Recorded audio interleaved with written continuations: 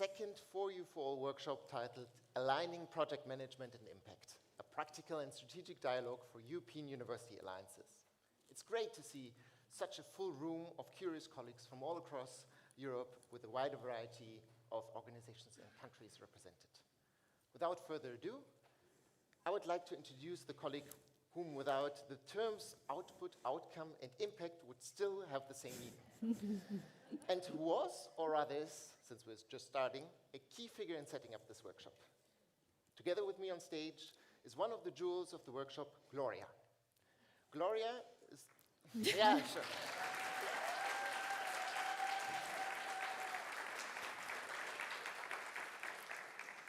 Gloria is the co-chair of the FOREU4ALL topical group and leads the Enlight Impact Task Force on behalf of the University of the Basque Country.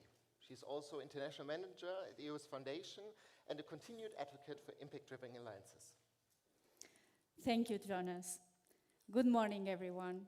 It is a great pleasure to be here today in Granada and finally to meet so many of you, including you, Jonas, as well. It is great to see colleagues from the Impact Topical Group, but also to welcome new faces, at least for me, from the Project Management Group, alliances, representatives, and external stakeholders. Altogether, we are 144 participants here today, representing almost 60 alliances and 10 external organizations.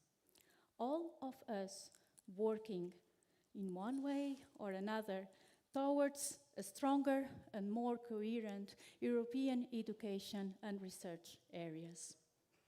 We are also very glad to have 212 colleagues joining us online via the YouTube channel. Thank you for being with us.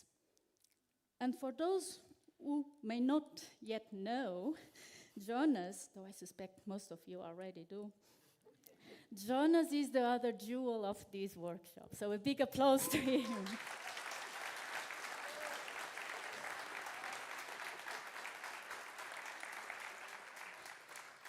He leads the FOREU4ALL Project Management Topical Group, and he is the project coordinator of the UEFA Alliance, one of the first 17 European university alliances established in 2019. By the end of this workshop, you will have a clearer understanding of what impact and project management are, and hopefully also what they're not. You will learn how to combine insights from both areas, and most importantly, gain practical hands-on tools that you can apply to your own context. Together with colleagues, we've designed an interactive workshop that is engaging and practical as much as possible. We hope you will enjoy it. And none of these would have been possible without the initiative of the FOREU4ALL, the drive and organizational support of the Arqus University Alliance, and of course of the University of Granada. With that, it is my great pleasure to invite the rector of the University of Granada, Pedro Mercado Pacheco, to deliver his welcome remarks. Thank you.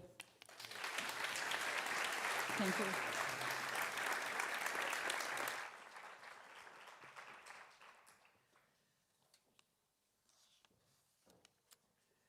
Good morning, everyone. It's a great pleasure to welcome you to the University of Granada. I am very happy to see so many representatives of different European university alliances here today. I want to start by thanking my colleagues at this working session, Jonas and Gloria. Thank you for your leadership and for organizing this important meeting. As you know, our university, the University of Granada, is proud of being the coordinator of the Arqus Alliance. Thank you, Professor Kelly, gracias, Dorothy, for your commitment for the internationalization policy, for the commitment with this initiative, this European initiative, and for your hard work every day.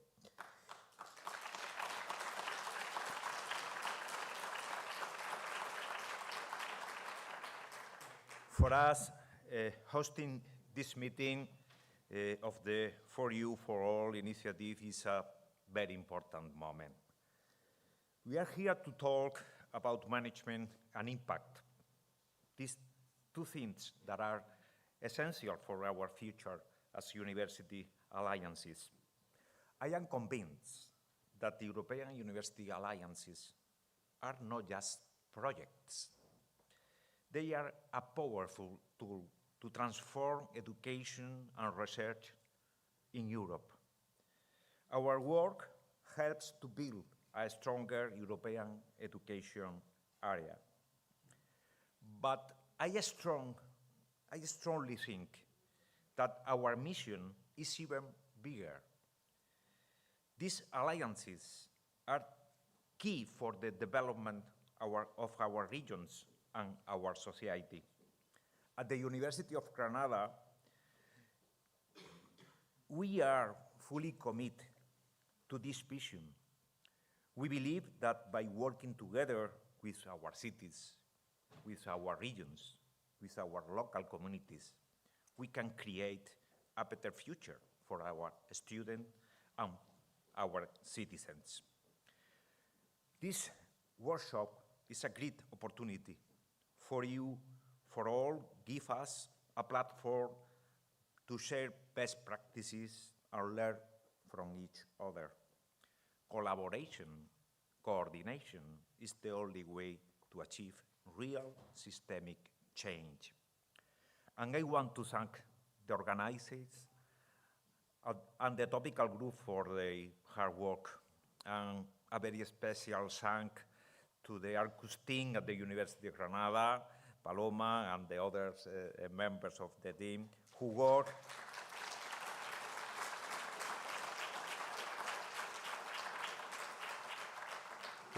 so hard every day to organize activity just like this important event. I encourage you to have productive discussion during these days of this spring in Granada and this beautiful spring in this city. Please use this time to build new ties and continue collaborating across all alliances. I hope you enjoy your stay in our university, the University of Granada, your university, and in this magic and beautiful city that is Granada. Thank you very much, and I officially open this workshop. Thank you very much.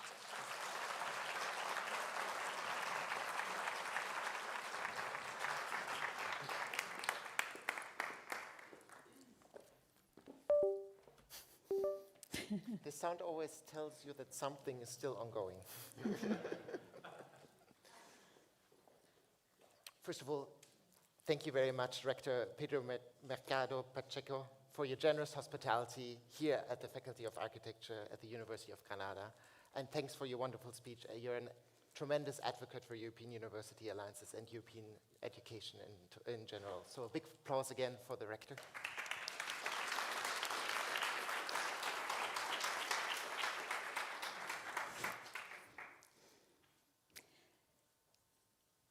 Yeah. We would like to now invite Lucy Hunter to the stage, Project Manager and Policy Advisor from FOREU4ALL, to take the floor and moderate our keynote panel, Why Project Management and Impact Matter for the Future of European University Alliances. We are also pleased to welcome our distinguished panel members, Caroline Sancier-Calmus from the French Ministry of Higher Education, Research and Innovation, Jan Palmovsky, Secretary General of the Guild of European Research Intensive Universities, and Antonin Charret as researcher on European University Initiative from the University of Oxford, and also higher education consultant within Series Academic. They will join Lucy to explore together and with all of us why project management and impact matter for the future of European universities and alliances. Thank you.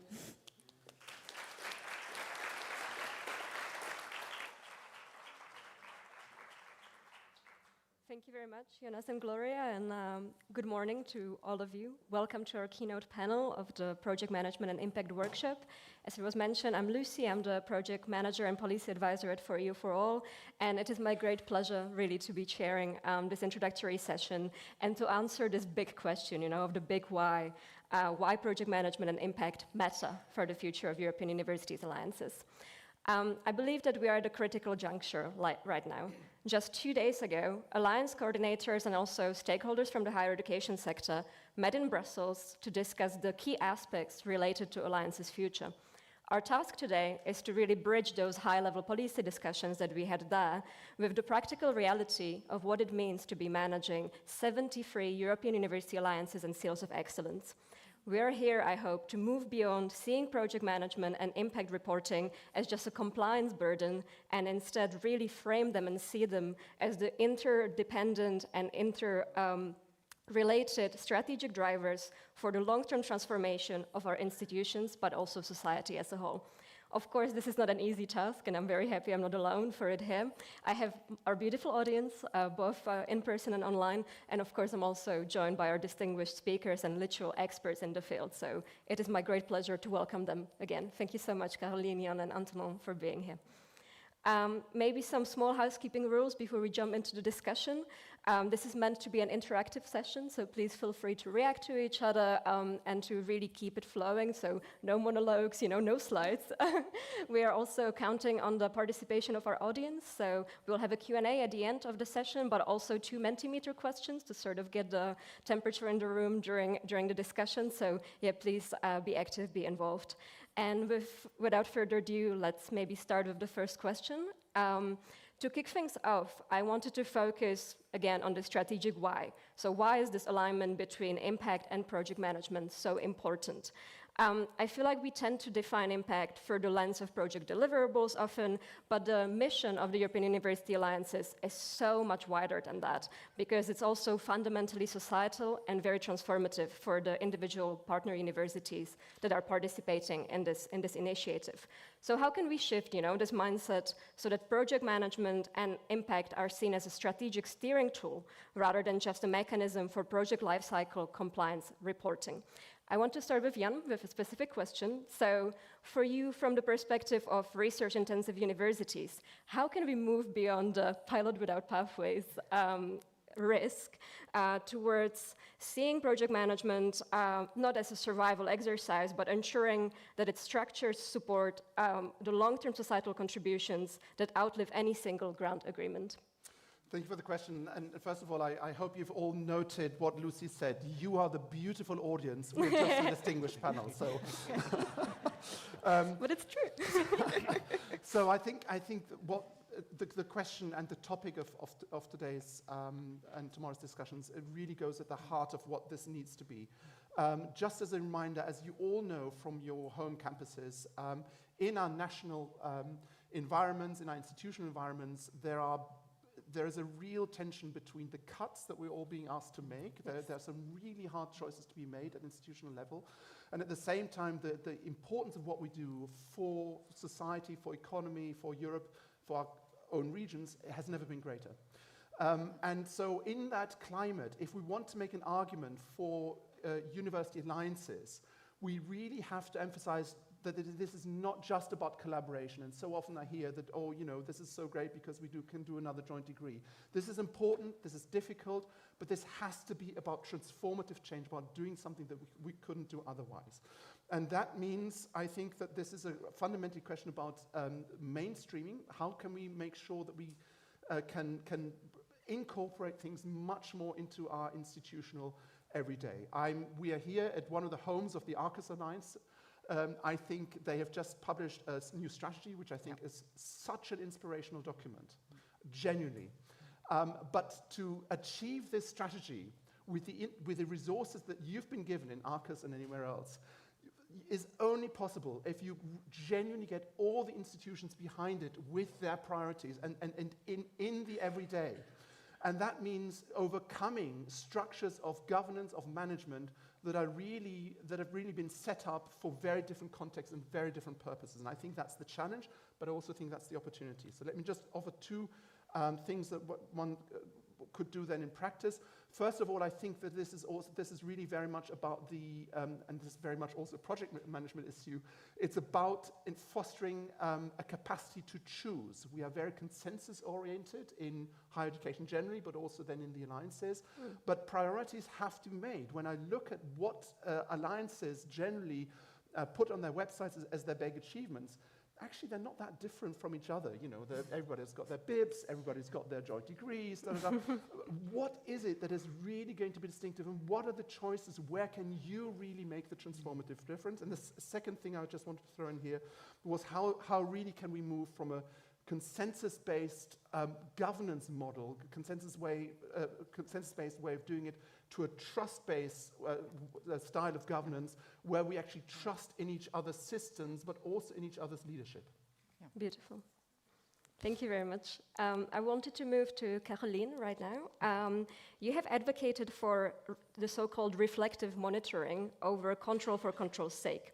Using frameworks like the Common Assessment Framework, how do you think we can integrate social responsibility results into daily management so that university leadership sees this kind of impact not as an afterthought, but as core to the institutional strategy? A hard question, I know.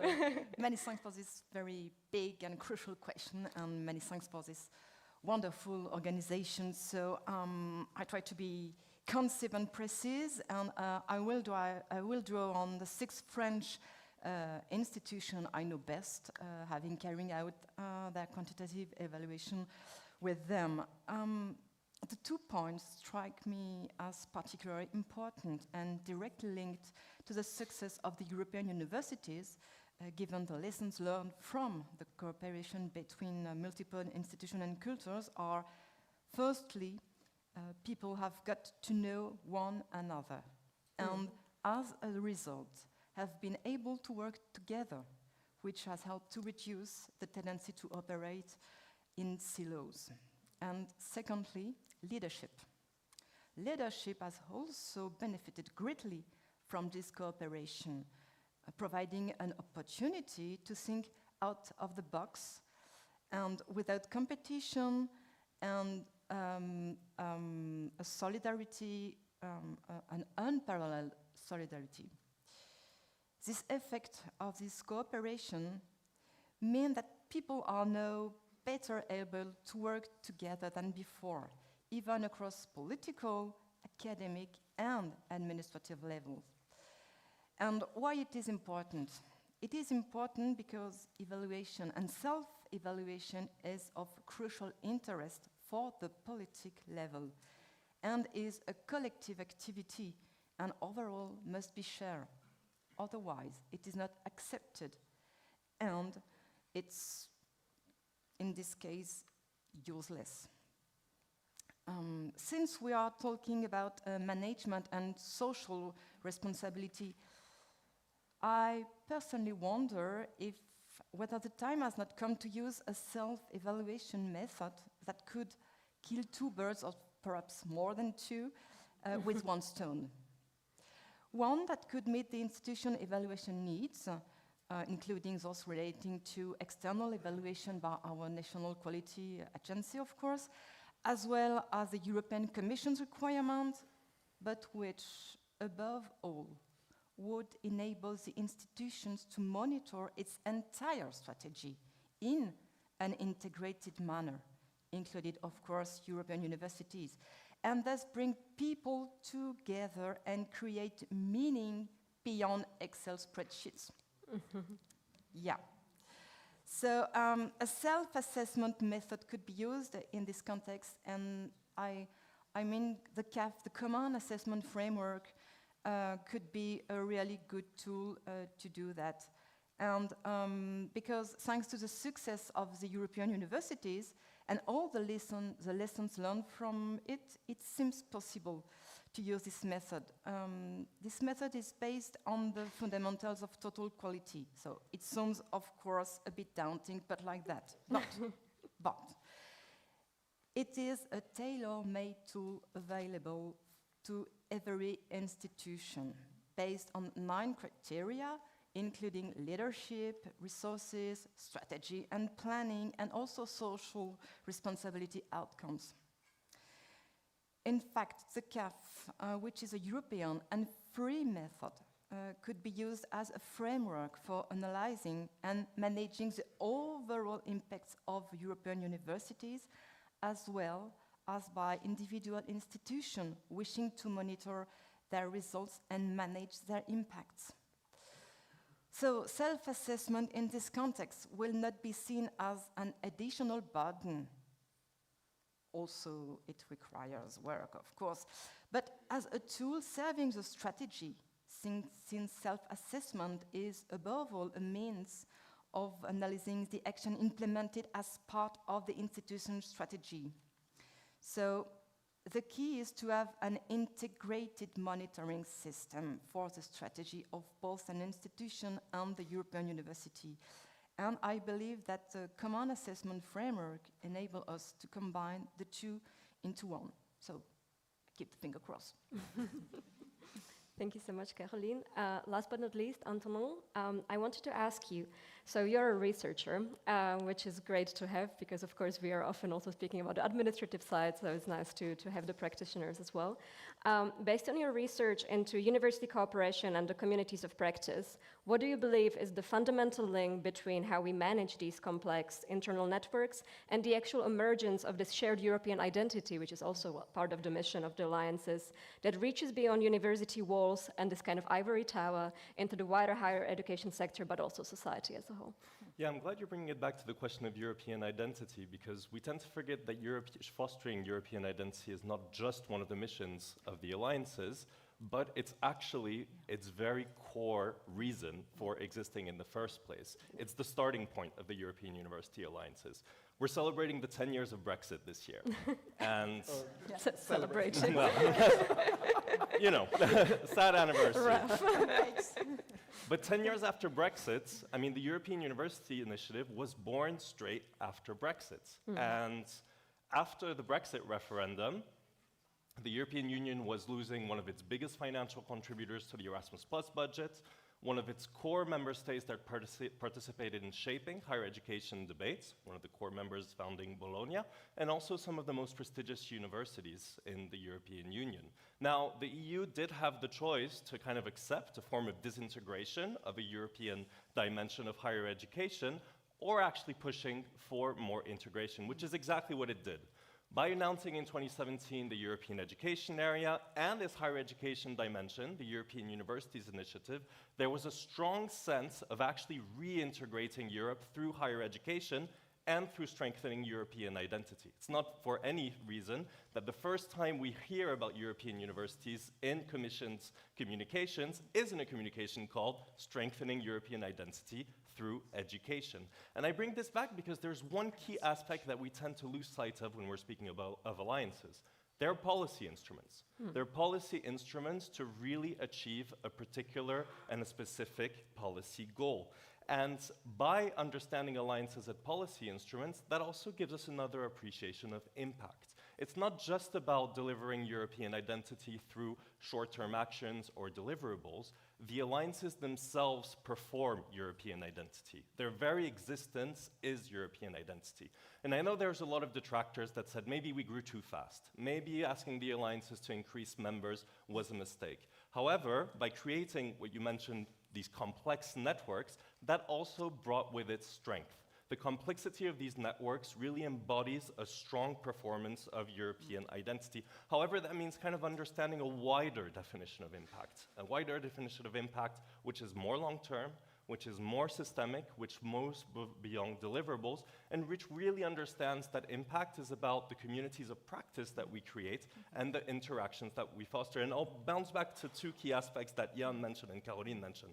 Jan mentioned trust, and Caroline mentioned people. And I think this key aspect of actually fostering this long-term identity through impact is by creating trust in our communities. I mean, you know, you're going to need a lot of hand-holding. It's not just about disseminating the actions of the alliances, it's not just about communicating about the actions of the alliances, to make our communities really integrates them. Mobility is scary. I see this throughout my research when I interview students. A lot of students are scared of mobility. You need to go out and get them. And you mentioned people. We really need to see really the value of the interaction of our people and produce this trust. And this is really where strengthening European identity lies. Otherwise, we're doomed to just lead very good projects. Thank you very much. It's actually something I keep saying. I always find each alliance to be like a separate European Union, you know, because you really bring all of the people together. You have this unity and diversity, the complexity of it all as well, but it also shows the beauty of the project in each one of these. So yeah, it's up to all of you to basically build this European identity together, which is lovely. I saw that you wanted to react. I just wanted to, so the European identity aspect is so important. I couldn't agree more. So then, but that raises practical questions. So what just to give you one example, one member of the, or several members of the Alliance, I'm sure, I know this for Circle U right now with the University of Belgrade, is under severe attack in terms of its academic freedom and institutional autonomy. The rector is being personally haunted, the rectorate is personally haunted because they have taken the sides of students in a really fierce battle that encompasses the entire university system. What are European universities going to do about this? This is actually the place that really should be rising up and we should be extremely vocal. And I know that Circle U is very active in this space, but I really would just encourage everybody to engage with this, because those are the kinds of things, just as European universities have been at the forefront of responding to Ukraine and integrating Ukrainian higher education institutions. I think these are incredibly important spaces for European university alliances to show their added value in a really meaningful way, I think. For sure. Caroline? Yes, we have to keep in mind, so what you are doing for European universities, what we are doing all together, it's for more than 400 billion people in Europe. So that's for the great continent. So that's why European universities are so important to preserve freedom academic and autonomy and the freedom of knowledge in the post-reality society of now. So. Absolutely. I mean, so it's not just about strengthening the European identity, but also the enlargement of the whole project and the preparation of these countries to join the bloc too, and hopefully rejoin at some point as well. Thank you so much. Do you have any more reactions on the first one, or shall we move on? I actually wanted to slowly open the floor to our audience as well. We wanted to use a Mentimeter to sort of test the temperature in the room and already prepare for the upcoming questions. So I would ask all of you to either take your phone and scan the QR code or go on the Mentimeter website and use the numerical code you can see there and already start reflecting on the question, where do you see the biggest challenge today in aligning project management and impact? We will come back to your answers after our second round of questions, so please take your time to answer. Now I wanted to move towards maybe something that I found as one of the biggest tensions when we speak about the alignment of project management and impact, which is this sort of framework of success versus learning. I believe that alliances often face a paradox. They need to report on their successes to prove their impact and secure future funding, but they also really need this sort of flexibility to learn, to test, to experiment, as we keep saying, to be these lighthouses of new experiments, to be able to learn and allow for innovation and deep institutional transformation. So how do we manage this tension without letting compliance kill innovation and creativity? Right now, I want to start with Antonin. Based on your study of institutional change, how do we prevent the so-called logic of the project, so the fixed deliverables, from overshadowing the so-called logic of transformation, so these sort of unpredictable and messy cultural shifts? Yeah, I mean, what you're describing is really a systemic issue with the alliance, is how you achieve long-term change with short-term projects, which is the funding. And I know the alliances really like this idea of, we were asked to reach the moon with a bicycle instead of an Artemis rocket, And obviously this is a complex issue. And for me, the alliances really embody three simultaneous realities. I've mentioned it, they're policy instruments. They're also institutions. You're building new institutions through alliances, but they're also projects. And for me, that's really the why we're doing it. Why is the policy instrument strengthening European identity? What we're building is the institutions, and how we're doing it is really the projects. The problem is that these three realities are often very much siloed, and there's still very much work still to be done to actually have these three realities exist simultaneously. There's still a lot of people who only think in work packages. There's still a lot of people who only think through their institutions. And sometimes the policy realities feel completely disconnected and a bit arbitrary. I think we all remember the 50% mobility target that was set, for example. So instead of transformation, what we're actually left with is something which more appears like a split personality disorder between the project, the institution, and the policy. So I think we're really still missing the appropriate structures that can reconcile these three different logics. And I'm writing a paper on this actually with my colleague Daniela Krasium, and we find that the figure of the Secretary General, actually of the alliances, is really interesting because it's one of the rare figures that really embodies these three different realities. However, the Secretary Generals tend to embody these three realities outwards. It's often an outward-facing role, whereas I think there's a real need as well for an inward-looking dimension and a real inward-facing mediation of these three realities. And when I say that it needs to be the entire people working in the alliances that embody these three realities, this goes from rectors, student ambassadors, project managers. Everybody, I think, needs to have a dose of actually embodying these three policy, institutional, and project realities. Otherwise, we're really condemned to only leading projects and only staying really on the surface of any actual systemic transformation. Very good. Thank you very much. To build on this, Caroline, based on your recent report for the French Ministry, how, in your opinion, can impact narratives allow alliances to be honest, about the sort of messy reality of the daily coordination, while still proving their value to the funders and the sector as a whole? Yeah, I advocate for mixed method. It means moving from KPI EV monitoring toward evidence framework that can register organizational learning and institutional reconfiguration and identity making without abandoning, of course, quantitative data, but by embedding in its richer causal narrative suitable for decision making about the future of the European universities. Actually, I think it's a quote from Einstein that goes, what counts cannot always be counted, and what can be counted does not necessarily count. Yeah, that's why we need a mix of both and must take the time to understand things. Why does it work? How did it work? And to achieve what results? We must face up to the complexity of the situation and not reduce it to a single figure. This narrative are based on the result achieved, and therefore on factual evidence, but this cannot be summed up by a single figure. It's a process that involves everyone involved and create meaning, yes, for everyone, because everyone lost something when we take the time to pause for just a moment so that we can move forward more effectively. So mixed methods are perhaps something new in university, and perhaps a new game player in higher education and research. And according to me, it's a success from you, from the European universities, and I hope it will be a transfer of knowledge from European universities to your own university. So that could be great. Thank you very much. I used to be an academic, so mixed methods were always the most popular because you managed to make everyone happy in the panel.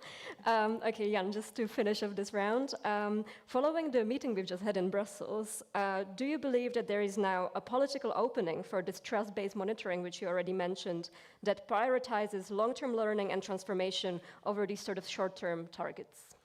So sort of a bit, I think, is the unsatisfactory answer. I mean, in the sense that the Commission still, I think, its perspective is that this is by far, from DG EAC, this is by far our biggest single item of expenditure, and we really need to be able to justify that we're spending this all in one go.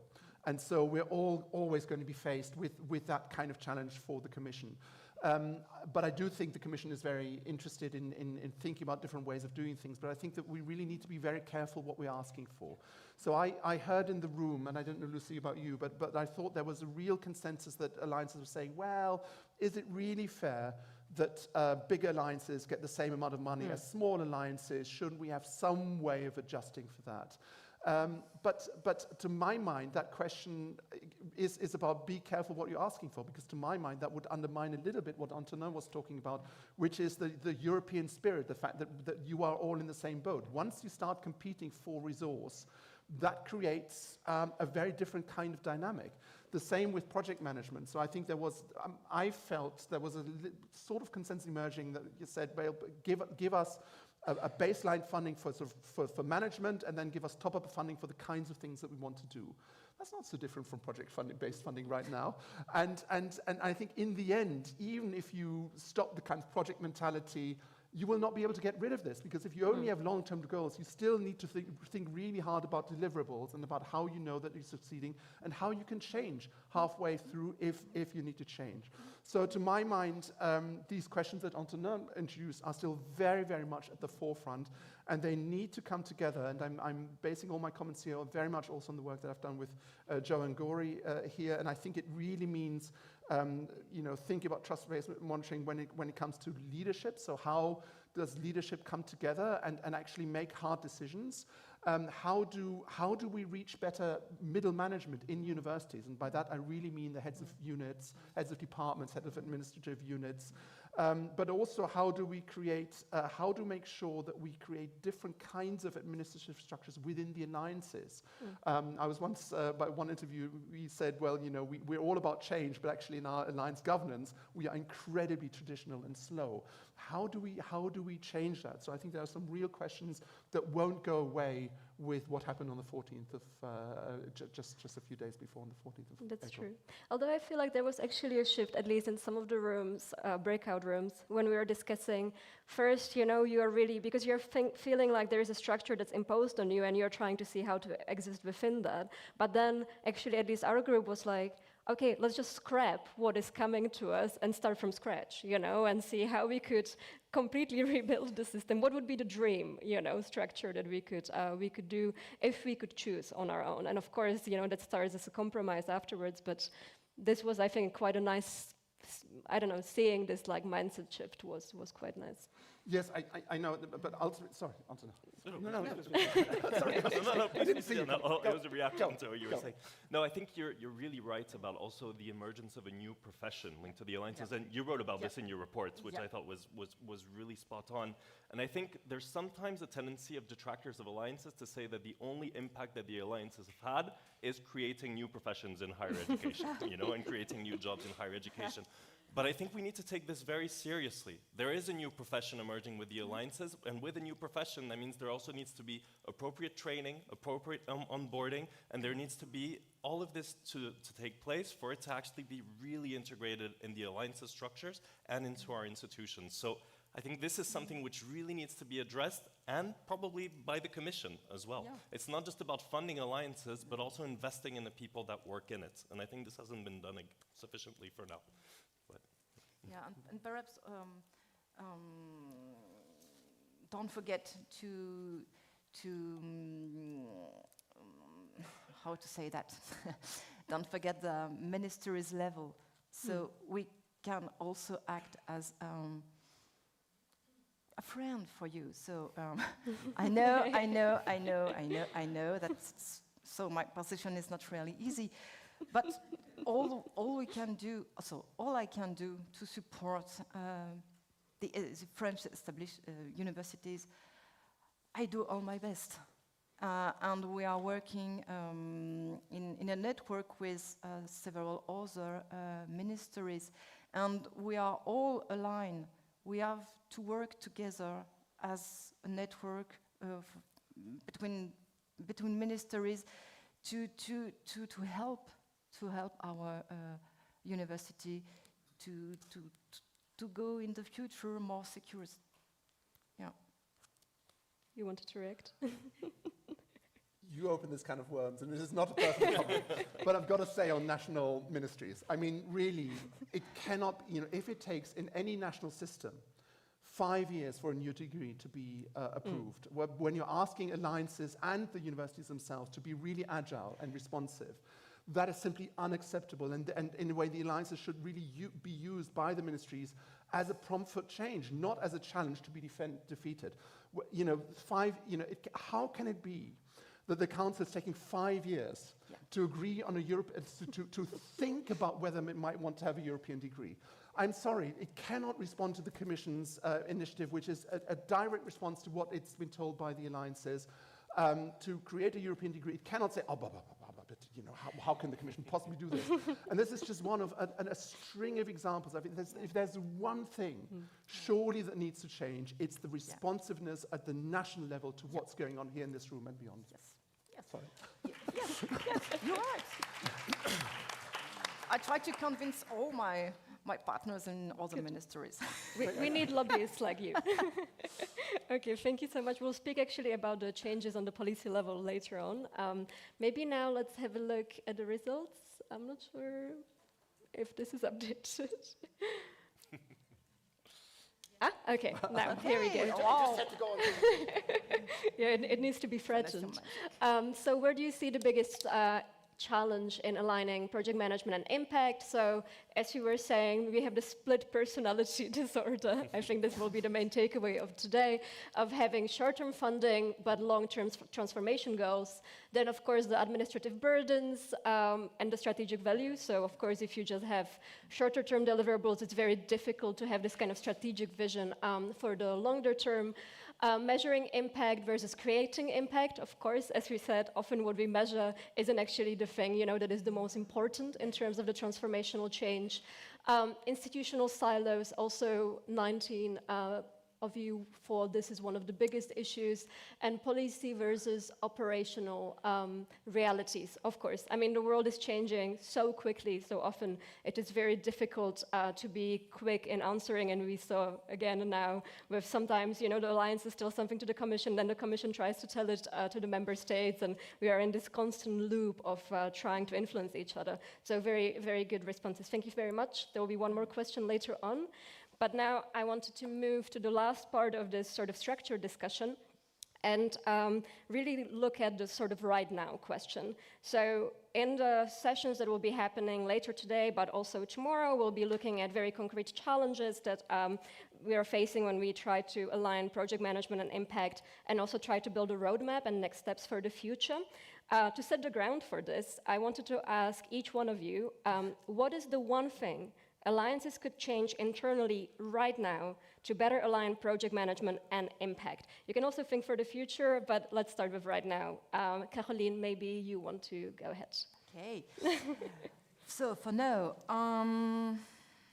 I would like that European universities are recognized as fully fledged universities and no longer just as a project or initiative, to give them sustainable, lasting reality and funding as such. Maybe Antonin? Yeah, I mean, for me, it goes back to my previous point. It goes to really investing in people, because I think investing in people who work for European universities is the condition to reconcile the three realities that I was talking about: the project, the policy, and the institutions. I remember when I was doing interviews in 2020 and 2021 with some coordinators, it was the time where some alliances were looking for secretary generals. And I remember how hard it was for them to find people who have EU project management experience, people who have an experience of research, people who have an experience of transnational education, people who can speak with the university leadership. The reality is, you're not going to find people who tick all these boxes. And if you can't find the perfect candidate, train them. So you need to actually have the appropriate training programs for people who work alliances to reconcile these three realities. And maybe it can be the Commission, maybe it can be the ministries, maybe the alliances themselves, maybe a collaboration. All together. Very true. Jan? I would encourage much greater clarity on the European added value of whatever it is that you're doing. So where is where something you do generally so much more impressive as a result of doing it together. So the rector was talking about societal change. I think this is absolutely important for us to be able to demonstrate this. But I'm unconvinced that everything that the alliances do is better because they do it together, or so where exactly is that added value? And my sense is that's, for instance, an area which is it's particularly hard for a whole range of reasons. And so then experimenting this until you found the sweet spot, I think is really important. But really, the more you concentrate on that question, the more this will continue to be about transformation rather than doing things together, which in itself is good, but I don't think it's enough to really respond to the kind of challenges that we're in as a sector. I mean, I believe that there's already a lot of transformational change happening. It's just about really taking it out there and showing it. And that's why FOREU4ALL was created as well, when we come down to it. That's why we'll be launching the database of best practices as well, to really show this innovative potential and the actual creative examples of what all of the alliances are doing already on the ground and how they are actually influencing their institutions. So I'm sure there will be a lot more, and that's why we have this discussion forum to sort of bring it forward. Would you like to react to anything that was said in the room? Or no, nothing right now. I think that's a good moment then to open the second Mentimeter question that we have. And that is, for the audience, what is the one change that would most improve alignment between project management and impact, in your opinion? You can start answering. We will come back to it at the very end. And maybe already, because we are slowly running out of time, I would actually like to open the floor also to all of you here. So if you have any questions or any comments that you would like to basically give to our speakers, please raise your hand, introduce yourselves, and then we can take it. So I see one hand raised over there and one over there. Do we have any microphones? Yes, they're coming. Just a second.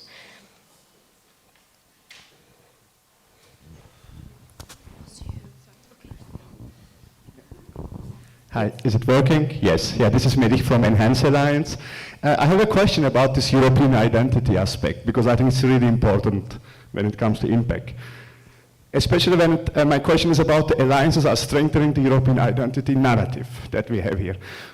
I think it's true, but there's also one not really discussed part in this. At least I want to know from you. Can we measure this? Do we measure this? And what do we do actually to foster this European identity to happen? Do we think that this European identity comes like automatically, or like a side effect? Sometimes maybe, or European cooperation is even making at least have the observation that the European cooperation makes sometimes also the national identity even visible, because people notice suddenly that they didn't think in their national bubbles very differently throughout the times, and then in some cases they might also become, in a way, defensive, keeping it. So what about the reflection? So do we need maybe some more active reflection on that to really understand what we mean with European identity, and how can we really support or foster that, instead of just expecting or assuming that this is really happening? What about some concrete measures or activities? I'm very curious what you think about that. I think this is very relevant for the impact discussion. Thank you very much. Which one of you would like to take that? Maybe Antonon or... Yeah, I'm happy to answer. I mean, you mentioned measuring European identity. I definitely don't think that's something that should be measured. I don't think this is necessarily something we should measure. I think, otherwise you're going to be looking at mobility targets or things like this, which I think are not necessarily very relevant on actually how you are achieving European identity. I'll go back to one point that I mentioned. It's about the involvement of the communities.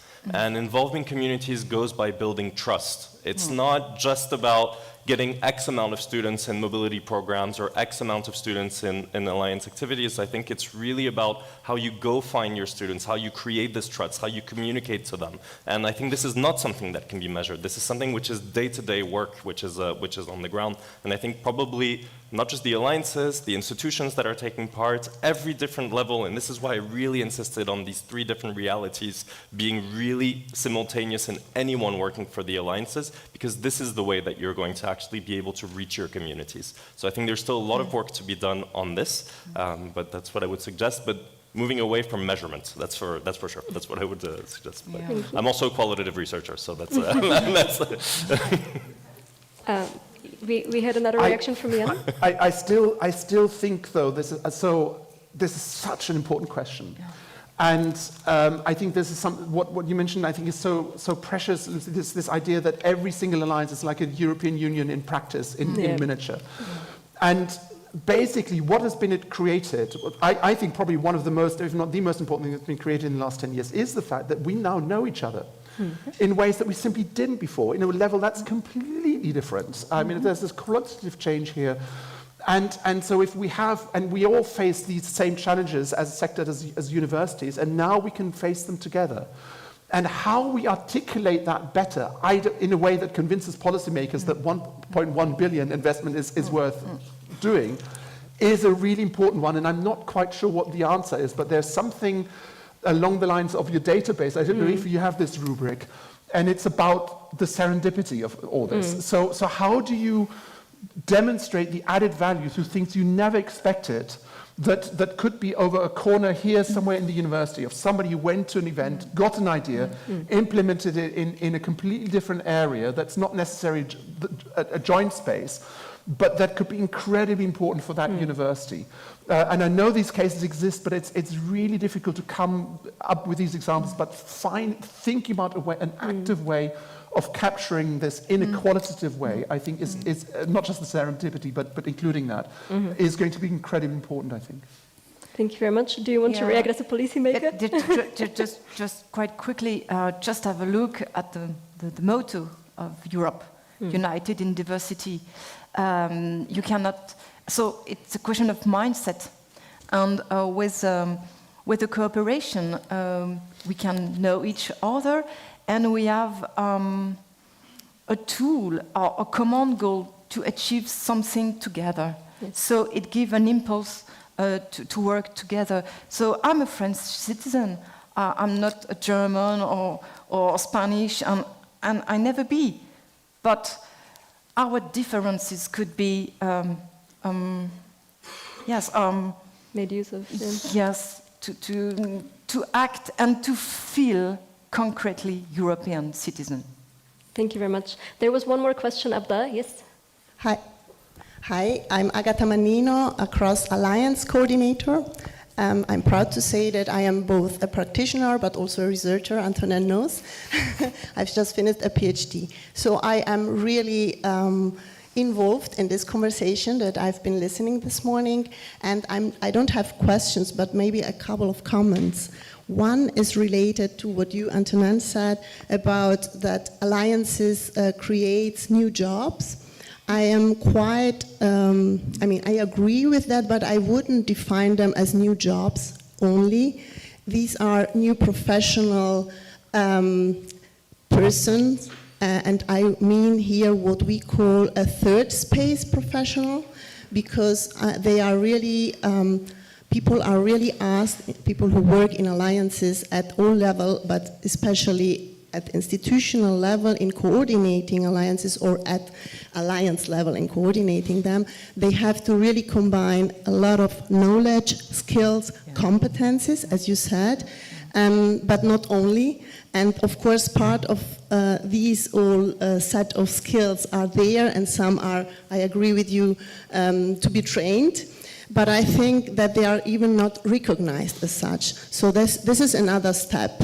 They have to be recognized and valued.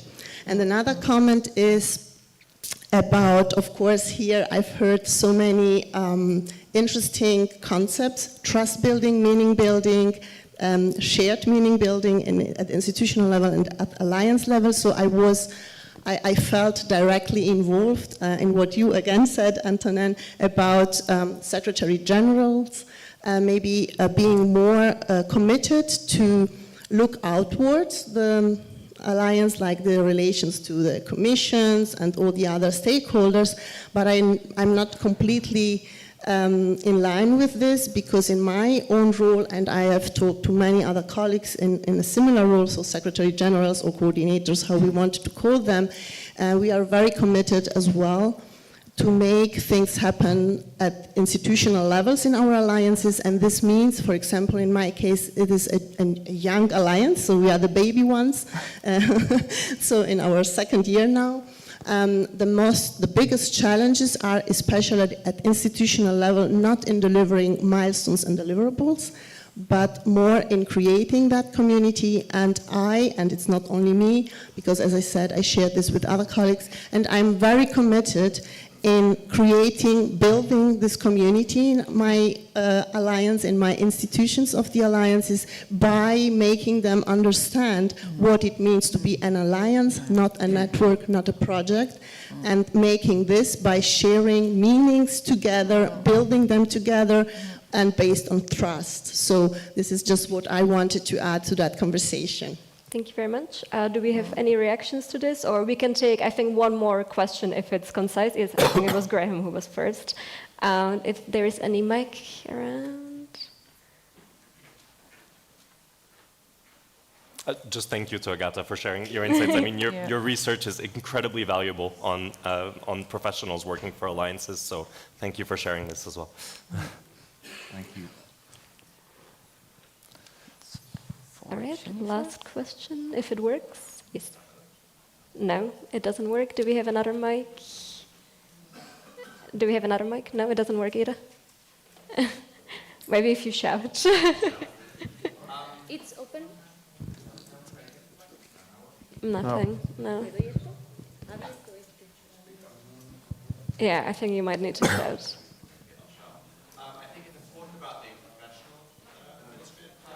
Oh, maybe another mic, sorry. Let's try it one more time so that people online can hear. Yeah, so the people online. Yeah, Really great. difficult. Perfect. Graham Harrison from the Uniwell Alliance. I think the comments about the professional administrative class are really important, but I also think if we're looking at impact, we need to look at the academics who are involved in this. So the teachers, those who are developing degree programs, those who are doing the collaborative work as well. And I think that's especially important from a European perspective as well, because usually we think nationally, we think institutionally. Europe is maybe not unique, but it's very heavily driven by academics driving institutional leadership, as opposed to some of the other parts of the world. But we really need to look at, from an impact and European impact, how we get the academics thinking on the policy, advocacy, European values, and European impact. So I welcome your thoughts on that. It's not unique to alliances, let's be clear. We all know that. But I think it's something that we, as alliances, also have to take part on as well. Thank you.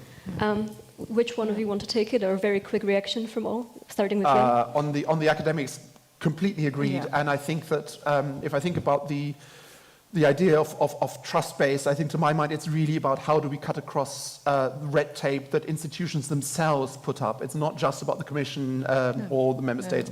And here academics actually are also the culprits. So to my mind, the question is not so much how do we get academics to be more political or politically present. It's really about how do we recognize, how do we incentivize academics more given the resources that are available. Therefore, how do we choose?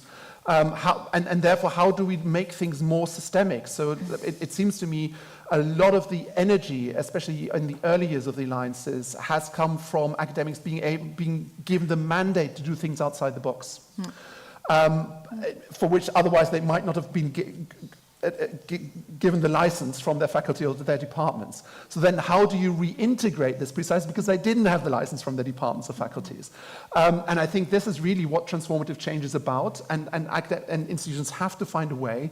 But this is why I think the academic piece is absolutely essential for the viability of the alliances, and it goes far beyond the issue of financing. Caroline, you're nodding. Do you want to quickly react? As ministry. As academics I could, but so difficult. Yes, Yeah. Antonin? Well, I agree. You agree? Okay. No, thank you so much. I'm sorry we're running out of time, so I can't take any more questions. But maybe to close, I wanted to have a look at the results of what you were saying. So one of the changes that would most improve alignment between project management and impact is trust, leadership, long-term vision, a lot of the things that were actually shared already today, and which also for me were actually one of the main takeaways. So I think the main thing I'm taking with me is that not everything should be measured. To have real impact, we really need to invest in people, be it our communities, be it the staff, be it the academics, as we just mentioned, but also the students. Not that many people mention that, but I really think that's very crucial. Trust building, also this kind of recognition, so really showing what is the transformational impact that we already have within the partner universities. Focus on value, sharing meaning, but also cutting red tape. So being here together and collectively trying to achieve something, be it the EU identity, that is being strengthened through this, be it standing up for partner countries that are maybe struggling, with backsliding democracy. But also, I'm a sociologist, so prefigurating something together, prefigurating this better world where maybe we can overcome some of the limitations that are imposed on us externally, but also that are self-imposed. So really trying to basically look beyond that and do something together. Just to finish off, I had one last question for all of our panelists, and that is, if there was one policy change that could happen, or that you would like to see from European institutions or other policymakers, what would it be? Very shortly, Caroline, you can start. You were preparing. To give the act of birth from European universities. An act of birth. Thank you very much. Like institution, yeah. Lovely. Antonin? I would say that the European degree is not the final frontier. I think one of the reasons the alliances have achieved so much in such a little time is because from 2017 to 2020, there was a load of very ambitious and bold policy ideas that were launched. The European education area, the European universities, the European degree, the legal status. All of these may have variable degrees of success, but at least it shook member states. And I think if we are going to really achieve a higher education dimension of a European education area, we need to shake member states more. And the European degree is not going to be the end point. So we need more creativity and more boldness from European institutions in the coming years. Yeah, totally agreed. Jan, to close I was it off. going to mention member states, so I think I entirely underline that. No, I mean, in too many of these discussions, they're missing in action, and they need to be here, and they need to be confronted, and we need to challenge them. Yeah. Thank you so much. Thank you so much to all of you for listening. Thank you to our amazing panelists. Please, a big round of applause for them. And thank you for listening.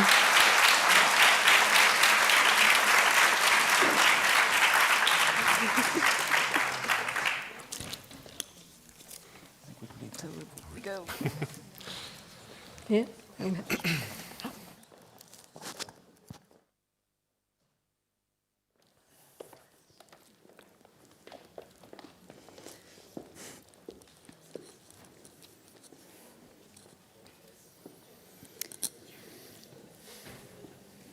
Many thanks again for this excellent panel discussion. I was really taking notes and notes and notes and notes. Very, very inspiring. So, Jonas, now it's our turn, no? The objective of this session is to build a shared understanding of what we mean by management and impact in the context of the European University Alliances. We will look at where we converge, where we differ, white and dark. Explore how both dimensions can reinforce each other and start building a common language for the discussions ahead, the gray zone. But before we dive in, Jonas, I suspect you might be the best person to tell us how this idea of bringing the project management and impact topical groups together here in Granada first came about.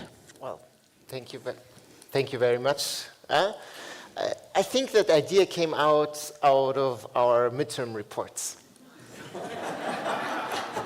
For the better or the worse, I don't know.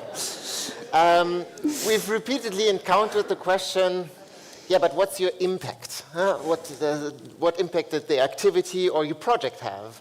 And so for many alliances, and also specifically for project managers, the concept of impact was rather new.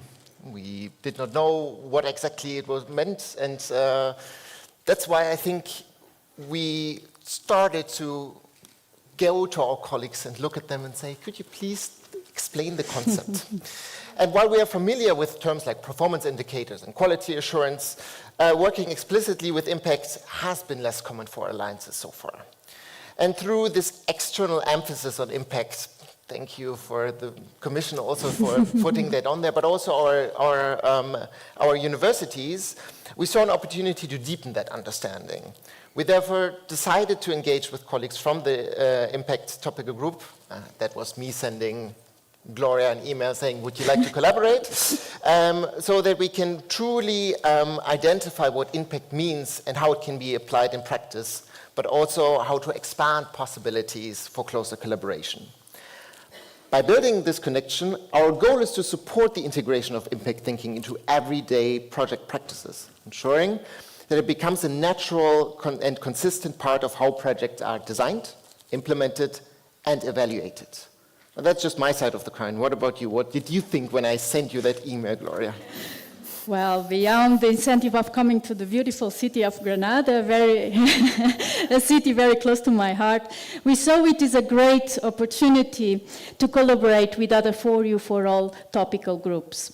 I must admit that within our group sharing team, we initially had some concerns. In particular, the potential risk of confusing and narrowing the impact discussion to performance reporting and purely metrics-driven approaches. But at the same time, and you know it, we felt it was important to seize this momentum to clarify concepts. While project management and impact are distinct, each with its own purposes, approaches, strategic relevance, when properly aligned, they can create real added value for our alliances. It was an opportunity to break down silos between management, performance, and impact assessment, highlight current shortcomings, and suggest improvements to existing reporting approaches and process.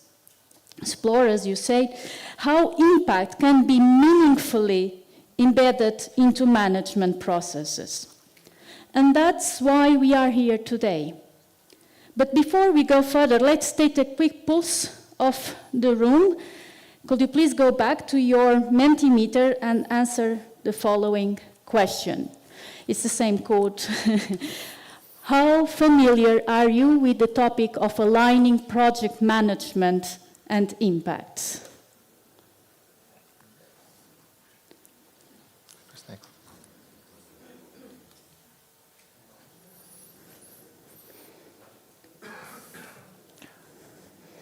All right, it's already looking like votes are coming in, and it's good to see that we're somehow familiar. It's not some foreign language that we're speaking. Not sure if we just think that we're familiar with or whether we know it, but I hope that throughout the next couple of days we really foster our understanding of these terms, the terminologies, the differences, and hopefully can bring that back to our alliance. Okay. Very interesting. In order to explore how we can best align, perhaps we should ask also our alliance colleagues' understanding of what project management and impact is in the context of European university alliances. I start with a question around project management. What is project management in the context of alliances? Same?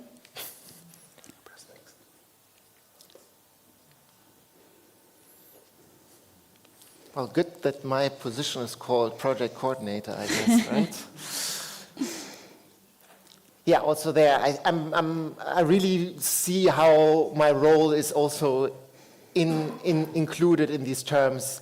It's unfortunate that we associate sometimes the role with deliverables and milestones. I hope that we're more with that than that, but indeed this coordination, this monitoring, this structure that we bring in are really terms that we associate with. And I think also from our side as project managers, I hope that we're not seen as something controlling, but rather something that enables embedment of our project proposal to the reality as well. Jonas, I've always wondered, when we talk about project management and alliance management, are we really talking about the same thing? Or is there an important difference? I hope that everybody in the room agrees that there is an important difference, and already, as some of the panelists said, I think the role of Secretary General or the role of project coordinator, they are very, very different in terms of what they are dealing with. That's correct. Yeah. So from my perspective, I think when we talk about a project manager, it's really bound by time. It's in its scope. We write a proposal. In the proposal, there's certain activities, and we make sure that the activities are implemented accordingly. Whereas an alliance management really looks at various different perspectives, whether it's the membership, the organizational infrastructure, or the steering between the projects. I like to use this analogy of a house where every single room is a different project, but in order to go from one room to another, you need stairs, you need a roof, you need a door, and that is where alliance management comes in. It really provides the possibility for sharing the different deliverables or activities that were developed in projects to be implemented or also in other projects. So essentially, the sum of all projects is not enough to explain the alliance. And I think that's also sometimes how we're treated when we're being assessed, unfortunately. So now I would like to throw back to the question from project management to impact, and specifically ask the question, what is impact in the context of alliances? Seconds. I have the control. Oh. Nice. Nice, I'm becoming happy and happier. Okay, it is really, really encouraging to see keywords like transformation and change. I was thinking about the right words. While each alliance may have its own specific definition of impact, we tend to converge around a shared understanding. In our impact topical group, we define impact as the effects or changes that we can see, demonstrate, measure, capture within and beyond academia, which happens because of an intervention or activity in the higher education environment. Within, on our learners, Lucy, you were mentioning, on our academics as well, on our non-academic staff, leaders, structures, processes, higher education institutions, but also beyond, on society, economy, environment, our regional ecosystems, and of course, European education and research landscape. What is important to highlight here is that impact is about change, transformation, the differences we make. What will be different in the world if our alliances didn't exist? Impact can be something new, something changed, something prevented, something preserved.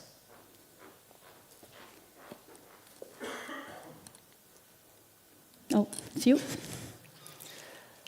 As project managers, performance assessment. No. What is not impact?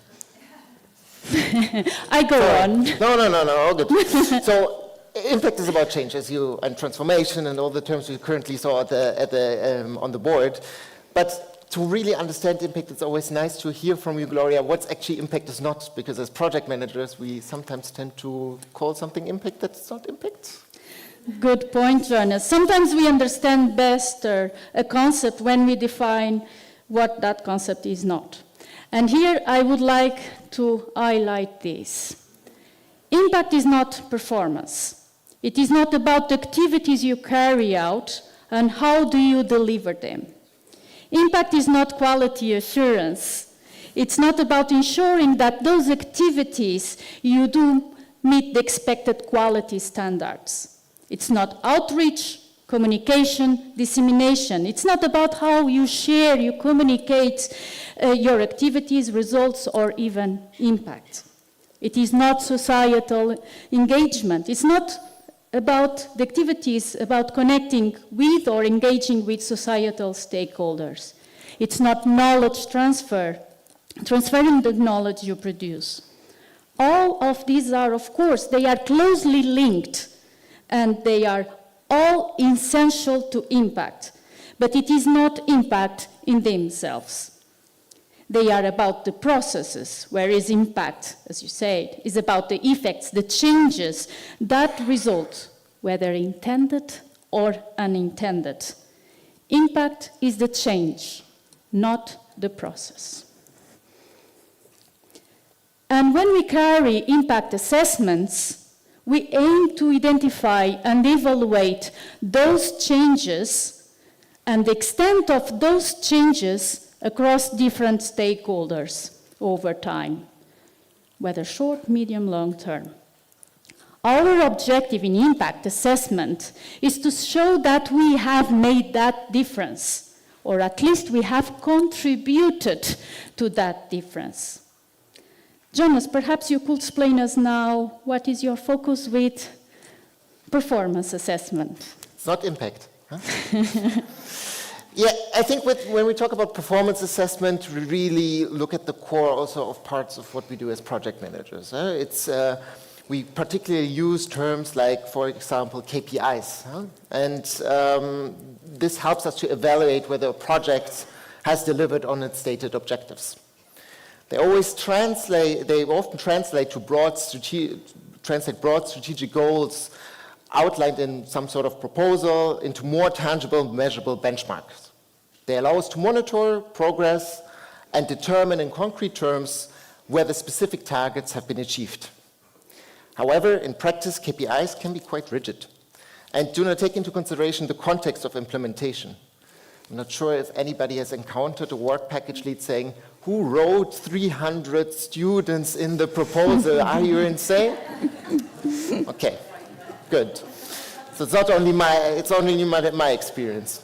So I think this context is essential as it allows us to assess whether objectives have been adequately addressed given the specific conditions and constraints of project environments.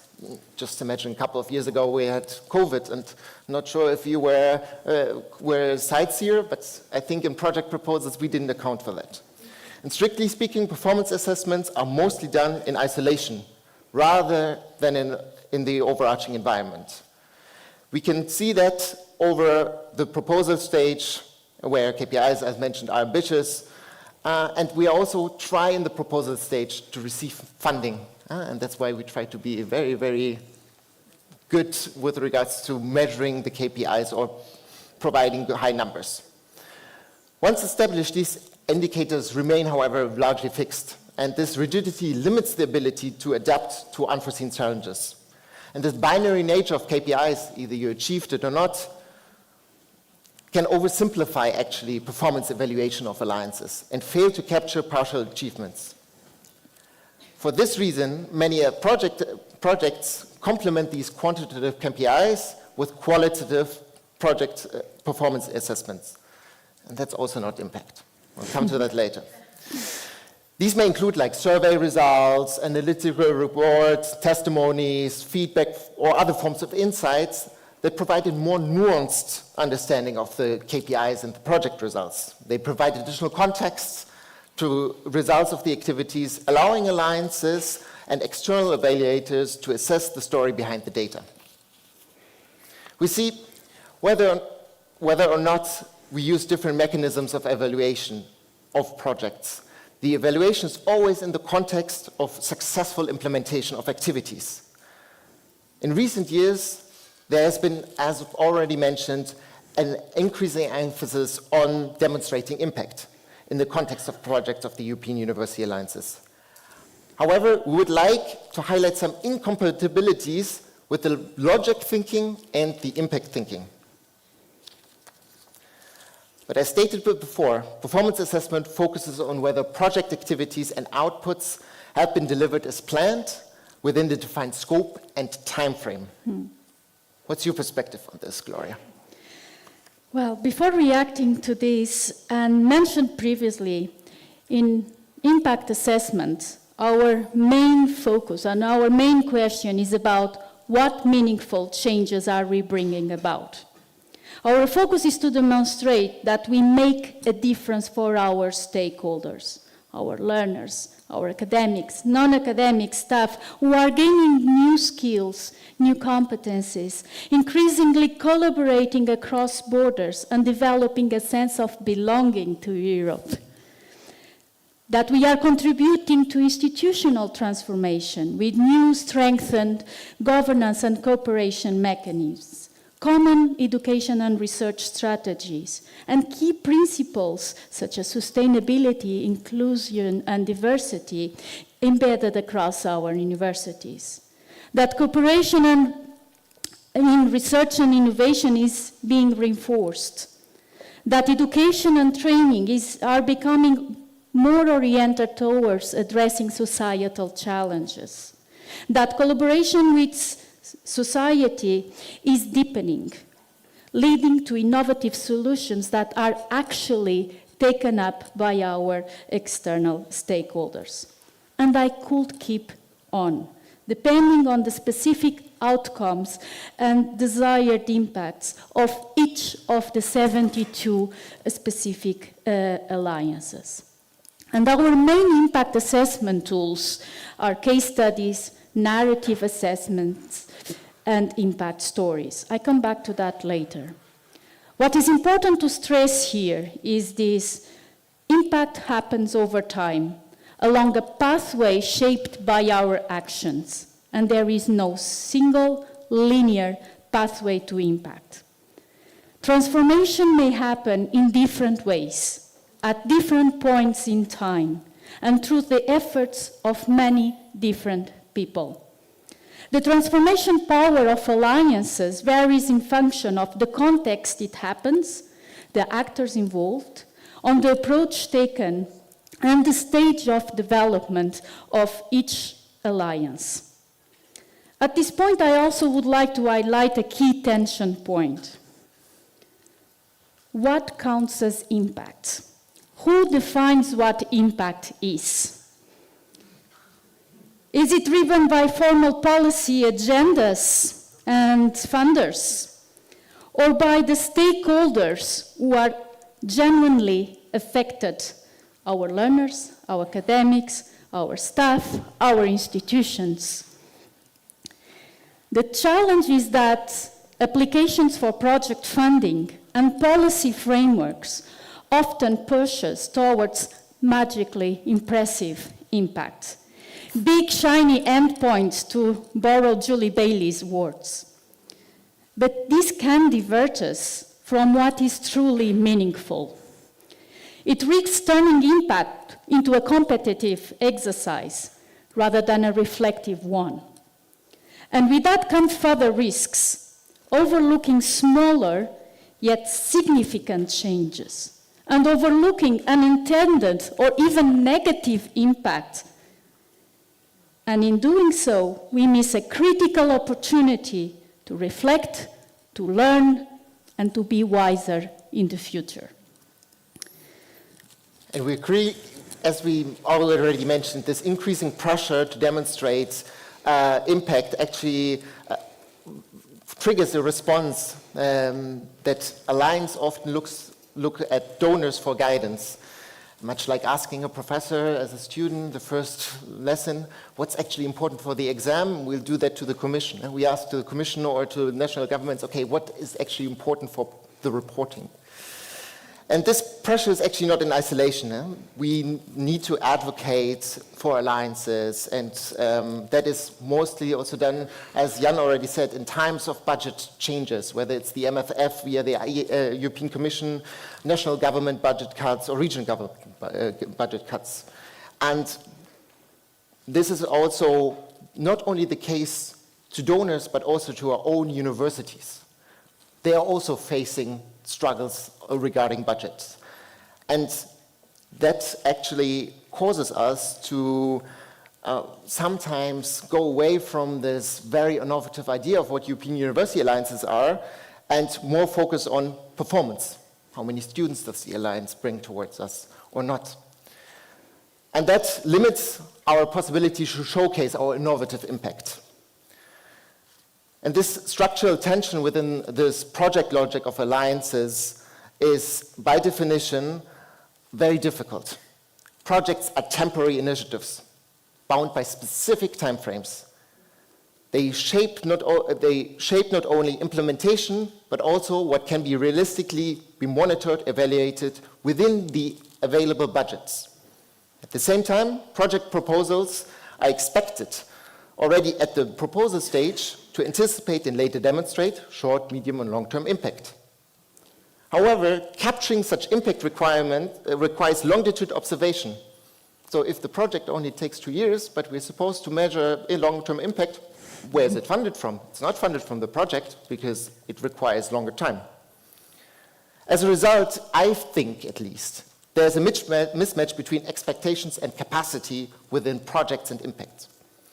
While the intention behind the impact sections in proposals is rather reasonable, and also in reports, in practice, we see that these sections are often used to describe extended performance results linked to activities within the projects, rather than true impact on alliance level. These remain inherently tied to the project scope and duration, even though the intention is to go beyond these. Thus, both alliances themselves and the architecture of assessment of alliances are set up to reactively respond to requests for results, rather than allowing alliances and also donors to proactively determine the methodology behind how to identify impact. I also have a little visual. Now, as Jan pointed out, there is something coming as the MFF or budget cuts. And what happens then is, well, the decision makers want to actually have decision making driven by impact assessment. But due to the budget cuts, due to the MFF, what actually happens is that we go away from impact assessment and we only take data from our performance assessments. and you see the alliances are actually not in the performance assessments, but only the projects in itself. So, Gloria, I know that you didn't like this animation for obvious reasons. But it worked. But should alliances now be quiet and not respond to requests for results only because it's on performance assessment, or what do you think?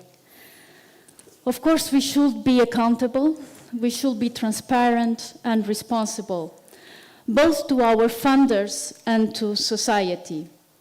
But the question is, before starting any impact assessment, are we really clearly about why we are doing it? What for and for whom? There can be multiple purposes, and depending on that, we look at different dimensions of impact, use different data collection methods, and tell different stories. Impact experts often refer to the 6 A's: analysis, advocacy, allocation of funds, accountability, acclaim, and adaptation. But it could also be to benchmark, to raise visibility, to strengthen your position. In our University Alliance context, we mainly use impact assessment to generate evidence and understanding on whether we are achieving our expected outcomes and contributing to broader impacts. To inform strategic decision-making, providing our governance bodies evidence to adjust priorities and activities to maximize intended effects, minimizing unintended ones. To ensure accountability to the EU, national and regional funders, and to our stakeholders too. And only once this is clear, only once the purpose is clear, we can define the scope of the impact assessment, consulting stakeholders on what impact actually means for them, what impact means for our academics, to our learners, and so on. Then we identify realistic and meaningful indicators, collect and analyze data, and build a credible impact narrative. And this brings us to another key tension already mentioned by Jonas, and also in the panel discussion. While performance assessment relies heavily on KPIs, impact requires a broader approach, combining quantitative with qualitative evidence, in the form of case studies, narratives of change, narratives with numbers. The challenge is that what is easiest to measure is not always what matters the most. So we need to move beyond an over-focus on counting numbers and towards understanding meaningful impacts. Because impact is not just about the numbers. It's about the story those numbers help us tell. But we are here today to explore our commonalities, to explore how we can best align and reinforce each other. How do you see this, Jonas? Yeah, I would go even beyond the word reinforcement and really go into alignment. Huh? We need to understand the differences between terminologies, how to use data for what purpose, avoid misinterpretation of impact and performance assessment, and collectively find manners to communicate the success of both projects and the bigger picture of alliances. Project managers, in my perspective, can be a broker that connects the different elements, all stakeholders together, and thus allowing for a smooth process and further implementation. While we may follow different purposes and logics, we do share several common elements. As you highlighted, Jonas, we are clearly connected by policy drivers. Decision makers are increasingly blending performance and impacts in assessment frameworks. By accountability and transparency purposes, in both cases, we aim to demonstrate the value of our actions. By an evidence-based culture, we rely on systematic data collection, indicators and narratives, and by a shared objective, to inform decision-making and supporting management strategies. So to conclude, we see performance and management as enablers of impact, and impact as the ultimate justification for performance and management. So it's always great to be in a workshop. You hear all these nice words, but Gloria, how do you actually do these things in practice? Okay, that's the project manager perspective. Okay, so from my perspective, we need to build and embed a true impact management culture across our alliances and universities. And this is driven by leadership, this was mentioned already, by leadership and commitment, supported by clear strategies, enabled by people, competencies, capacities, connectivity, and co-creation. More specifically, I know. Impact thinking should be embedded from the very start, already in the ideation phase of any initiative. It begins with the definition of desired impacts and expected outcomes, which then guide implementation of activities and outputs. And Ricardo is here with us today for later on to explain all these concepts, okay? I don't know where is Ricardo. Oh, he's there. I also see it in how we design our monitoring systems.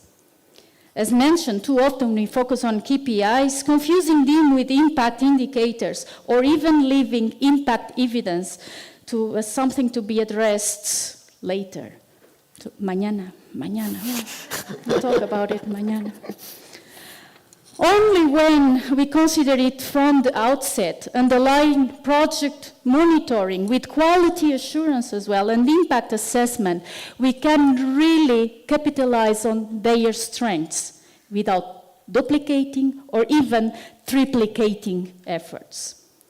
Crucially, impact thinking should also guide us on how we implement, scale, adjust, adapt our activities. It should help us continuously reflect on whether we are moving in the right direction, learn from what works or doesn't, and make informed adjustments. It also applies to how we communicate. Sharing our alliances, outcomes, and contributions to impact with different stakeholders is an area where I see space for collaboration. And this we will also talk about later with Armando and colleagues. By feeding, last but not the least, impact should inform decision-making at every level of governance. By feeding impact insights to the work of work package leaders, project coordinators, boards, we can further advance with the transformation ambitions of our alliance. Because if we treat impact as something separate from project management, the risk of misalignment is high. Wouldn't you agree, Jonas? Yeah, and I actually think that if we continue having this misalignment, we really risk to not meet the objectives of what alliances or European universities alliances are supposed to do. So this misalignment, on the one hand side, affects how we communicate to our donors, right? How many people have to write reporting or tables or Excel sheets, or because some other person, whether it's or the agency or the organizations or the university itself, asks for data. So it often leads to duplication, confusion, because we use different terms for mobility, for example, across the different reports, or even sometimes contradictions. But, and as Antonin already mentioned, it also has influence on the communities that deliver the work. Reporting is actually more and more perceived, and I hope that I don't say something that my topical group wouldn't agree, is as a ticket box exercise. We all have to do it, but nobody really likes it. Huh? It's time consuming. We, as our project managers, we don't see sometimes the value of doing these reports, and it's really disconnected from meaningful impact. And it's because it takes so much time, it also diverts the efforts that we actually have and the time we have to work on the implementation of alliances. And many working groups, my work packages and other work packages probably, also ask the question of its added value. Why do I have to do another reporting? Why do I have to give another set of data? Noting that it can constrain rather than support pathways of success. And this has tangible consequences. And now I'm coming to the staff members. We see frustrations, we see staff turnover, and stress. And also that was very close to my alliance. So like I see it also on a day-to-day basis that these activities really affect people. There's also uncertainty about the purpose of reporting, particularly when data must be duplicated without clear justification. And it creates reluctancy. And also sometimes the possibility to share honest and reflective data due to the fear of failure, of skepticism about how the information will be used. At the same time, neither project managers or impact managers want to be perceived as the data police. And I want to always go to my colleagues and say, oh, Jonas, not again. We don't want to evaluate who performs well or who does not, but the idea is rather not to restrict alliances through rigid requirements, but to enable an ecosystem that fosters exploration, learning, and transformation through implementation, not only at the proposal stage where we all can dream, but also at the stage of the implementation of projects where we should continue to dream.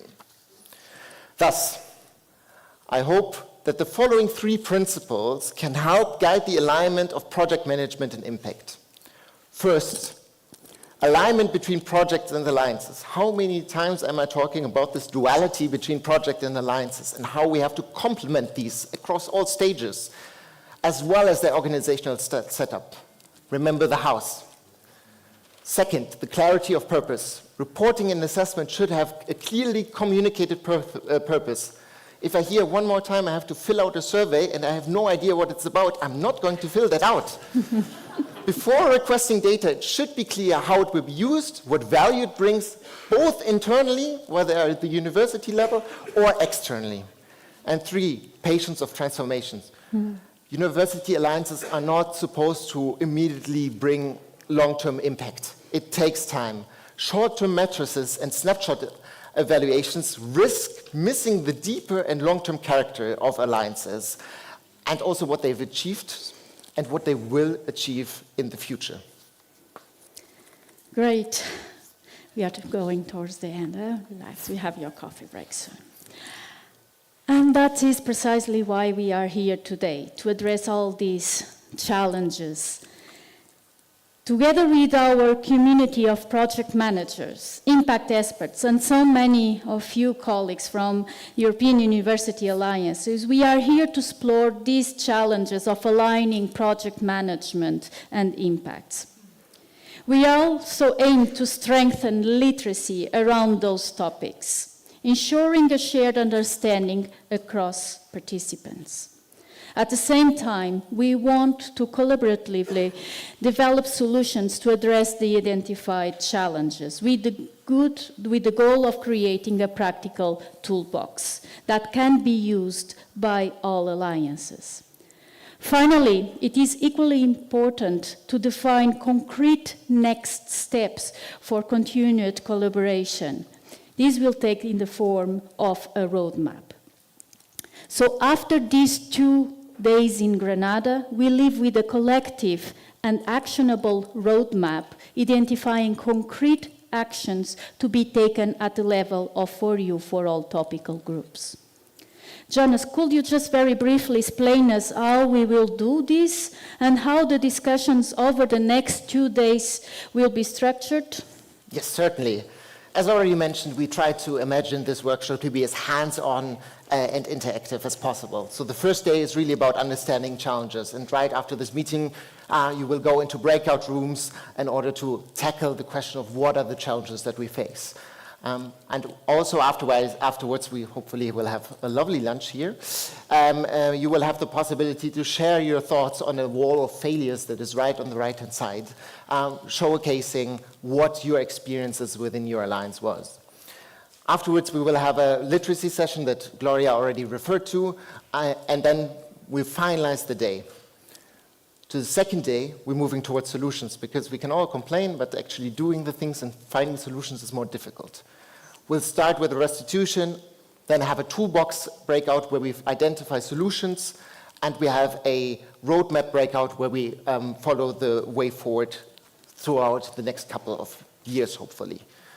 There will also be a poster session. You probably also saw the posters already, and a wall of success for the second day as well, where you can write down what successes you had within the alliances. The workshop will conclude with a joint panel discussion, bringing together key perspectives to reflect on outcomes and maintain the momentum for future work. So now just a few practical details before we move to our well-deserved coffee break on this floor, just in front. There you will find the wall of failures on your right-hand side, as well as the posters. After the coffee break, we will move into breakout workshops on the challenges. You will stay in the same room for today and tomorrow breakout sessions on challenges, toolbox, and roadmap. You can find your room in the left-hand side of your badge.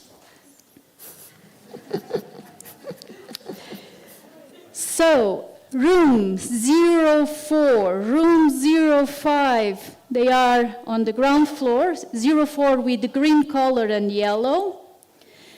A15, orange on the first floor, where you got into the building. A25, purple, just opposite on the left-hand side. Salón de Grados, blue color, on the third floor, just upstairs. Raising literacy rooms are different. These are identified in the right-hand side of your badge.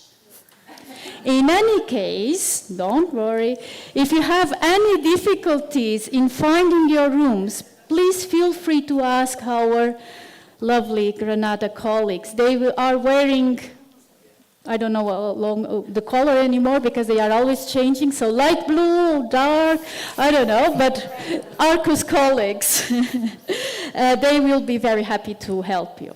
In any case, our very efficient and professional organizing team, please colleagues raise your hands. Okay, they are also here to help you in finding your rooms or clarifying any questions. And that's all from my side now. Thanks a lot. Anything you want to add, Jonas? Enjoy. Thank you, guys.